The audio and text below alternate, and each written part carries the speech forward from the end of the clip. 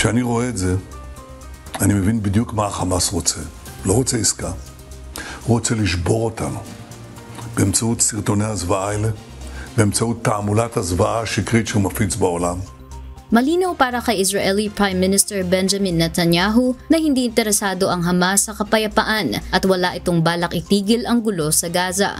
Ginawa niya ang pahayag kasunod ng paglabas ng Hamas ng mga video kung saan may kitang payat at mahina na ang dalawang Israeli hostages na hawak pa rin ng militanteng grupo. Kasabay nito nanawagan si Netanyahu sa International Red Cross na madaliin ang paghahatid ng pagkain at gamot sa hostages. Labis na nababahala ang Red Cross sa kalagayan ng mga bihag at nanawagan ding tigilan na ang matinding pagpapahirap sa mga ito. Handa naman umanong makipagtulungan ng Hamas sa Red Cross kapalit ng pagbubukas ng humanitarian corridor sa Gaza.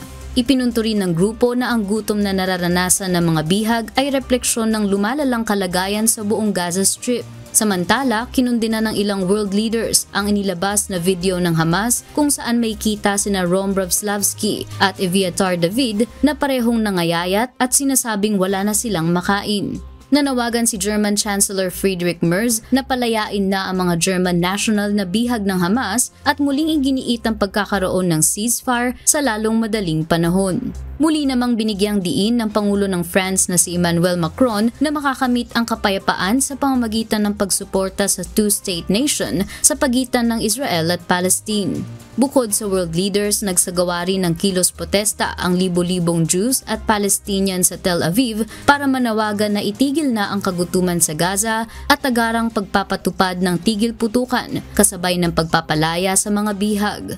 Sa kabila nito, lalo pang naging determinado si Prime Minister Netanyahu at sinabi na hindi siya titigil hanggang hindi nawawala ang banta sa Gaza.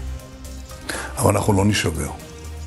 אני מתמלא בנחישות עוד יותר חזקה. לשחרר את בנינו החטופים, לחסל את החמאס, להבטיח שעזה לא תהווה יותר איום על מדינת ישראל. Mavian Dog, UNTV News and Rescue. Diyos ang aming sandigan, serbisyo publiko ang aming pinahahalagahan.